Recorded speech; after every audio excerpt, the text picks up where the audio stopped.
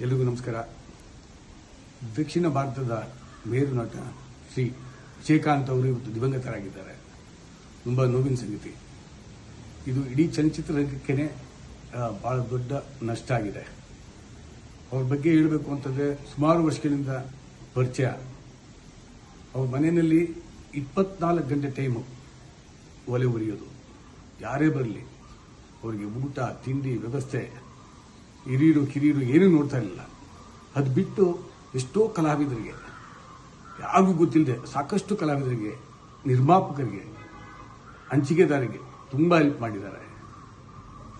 ಒಬ್ಬ ರಾಜಕಾರಣಿ ಕೂಡ ಅವರು, ರಾಜಕಾರಣದಲ್ಲೂ ಕೂಡ ಅವರು ಸಾಧನೆ ಮಾಡಲಿಕ್ಕೆ. ಅನಾರೋಗ್ಯದಿಂದ ಸುಮಾರು 5 ವರ್ಷದಿಂದ ಥೈರಾಯ್ಡ್ ಪ್ರಾಬ್ಲಮ್ ಆಗಿತ್ತು. ತುಂಬಾ ಕಷ್ಟಪಟ್ಟರು. ಇವತ್ತು ಅವರಿಲ್ಲ.